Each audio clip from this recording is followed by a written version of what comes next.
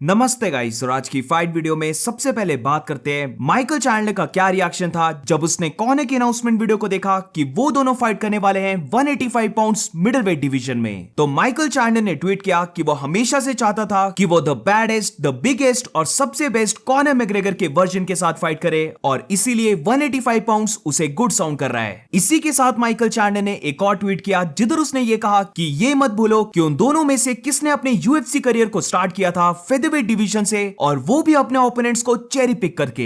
अब काफी लोगों का ये कहना है कि जो कॉनर ने अपनी अनाउंसमेंट वीडियो को पोस्ट किया है वो बेसिकली एक जोक है जहां पर सिर्फ कॉनर ट्रोल कर रहा है। अब जो 185 पाउंड्स कॉनर ने बोला है वो तो मुझे भी लगता है कि ट्रोल ही होगा, बट इसी के साथ लोग ये भी बोलने लग पड़े कि हमेशा से यूएफसी का इंटरनेशनल फाइट वीक जुलाई के बाद स्टार्ट होता है या फिर जुलाई के एंड में स्टार्ट होता है, बट यहां पर तो कॉनर ने बोला है कि वो इंटरनेशनल फाइट वीक में फाइट करेगा, बट ये फाइट होगी 29 जून को। तो इसको लेकर भी थोड़े से डाउट्स आ रहे थे, बट रिसेंटली एरियल हवानी ने इन सारे डाउट्स को क्लियर कर दिया है जिधर उसने कंफर्म किया कि इस साल का इंटरनेशनल फाइट वीक जून से ही स्टार्ट हो जाएगा। और जो कॉनर ने बोला है कि वो 29 जून को फाइट करेगा लास वेगस में, तो इनफैक्ट 29 जून को एक इवेंट डेफिनेटली होने वाला है। इससे ये पता लगता है कि जो कॉनर ने बोला है वो मोस्टली ट्रू लग रहा है, बट स्टिल मुझे समझ नहीं आ रहा है कि ये दोनों फाइटर्स 185 पाउंड्स में कैसे फाइट करेंगे। अब इसी के साथ Conor McGregor versus Michael Chandler के अर्ली ऑड्स भी निकल के आ गए हैं जिधर हम देख सकते हैं कि ऑलमोस्ट दोनों के ऑड्स इक्वली हैं, बट कॉनर मैग्रेगर एक स्लाइड फेवरेट है इस फाइट को जीतने के लिए। आज की नेक्स्ट फाइट वीडियो एक काफी शॉकिंग अपडेट है और ये अपडेट बॉक्सिंग को लेकर है जहां पर रिसेंटली ये रूमर्स आ रहे हैं कि फ्लॉयड मेवेदर वर्सेस मैनी पैक्याओ की रीमैच फाइट होने वाली है और ये फाइट होने वाली है राइजिन ऑर्गेनाइजेशन में। अगर मैंने यहां पर गलत बोला तो प्लीज मुझे करेक्ट कर देना क्योंकि एग्जैक्टली मुझे आइडिया नहीं है, बट जहां तक मुझे पता है राइजिन तो एक एमएमए ऑर्गेनाइजेशन थी। तो मे बी अगर फ्लॉयड और मैनी की फाइट बुक हो जाती है तो इनके लिए बॉक्सिंग रूल्स को लेके आए, क्योंकि मुझे नहीं लगता कि दोनों में से कोई भी बॉक्सर एमएमए के लिए एग्री करने वाला है। आज की नेक्स्ट फाइट वीडियो एक और शॉकिंग अपडेट है और ये अपडेट है फॉर्मर बैंटरवेट चैंपियन टीजे डिलशॉ के बारे में। ब्रो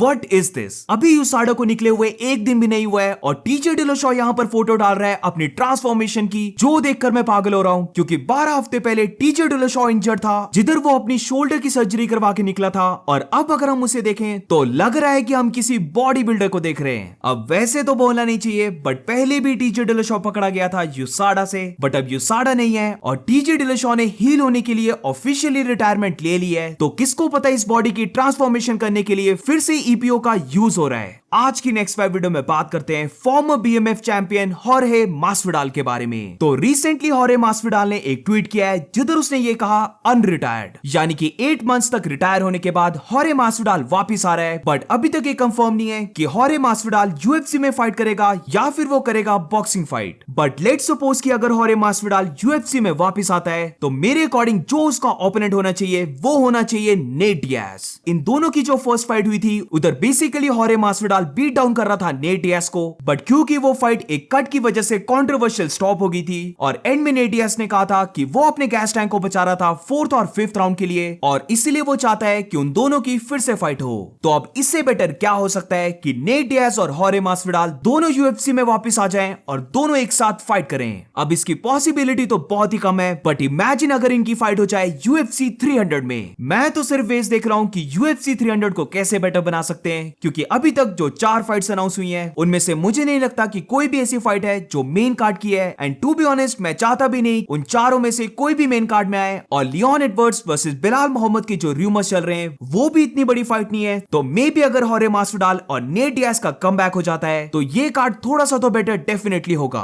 आज की नेक्स्ट फाइट वीडियो एक छोटा सा अपडेट है मिडलवेट चैंपियन शॉन स्ट्रिकलैंड के बारे में, जहां पर वो थियो वॉन के पॉडकास्ट में आया था जो अभी तक रिलीज नहीं हुआ है, बट इस पॉडकास्ट की थोड़ी सी ऑडियो रिलीज हो गई है जहां पर हम सुन सकते हैं कि शॉन स्ट्रिकलैंड बात करते हुए इमोशनल हो गया है। You know what I'm talking about? Huh? Yeah, man. Have you ever heard that? Yeah, I'm sorry, bud. So, man. I'm sorry, buddy.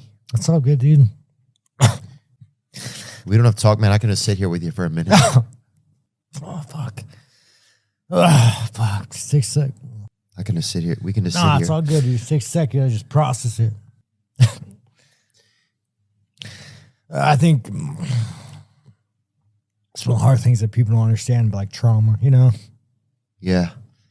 आज की नेक्स्ट फाइट वीडियो में बात करते हैं interim heavyweight champion Tom Aspinall ने क्या कहा अपनी नेक्स्ट फाइट के बारे में। अब किसी ने ट्वीट करते हुए टॉम एस्पिनल को यह बोला कि जेल्टन अल्मेडा और कर्टिस ब्लेड्स की जो फाइट बुक हुई है उसमें अगर कर्टिस ब्लेड्स विन कर जाता है तो डेफिनेटली टॉम एस्पिनल को चाहिए कि वो उसके साथ फाइट करे और अपने लॉस को एवेंज कर सके, क्योंकि जिसको नहीं पता टॉम एस्पिनल और कर्टिस ब्लेड्स की फाइट में कर्टिस ब्लेड्स विन किया था क्योंकि फाइट करते टाइम टॉम एस्पिनल इंजर्ड हो गया था। तो बेसिकली इसको लेकर टॉम एस्पिनल ने यह कहा है कि वो सोच रहा है कि वो फाइट करेगा winner of Jailton Almeida versus Curtis Blaydes. UFC 299 में होने वाली है कर्टिस ब्लेड्स और जेल्टन अल्मेडा की फाइट। तो जब ये फाइट हो जाएगी और जो इस फाइट का विनर होगा उसके बाद ही हमें पता लगेगा कि टॉम एस्पिनल किसके साथ फाइट करता है। और इसी के साथ इस वीडियो को एंड करते हैं। अगर आपको वीडियो अच्छी लगी हो तो please make sure to like subscribe. मिलते हैं नेक्स्ट वीडियो में।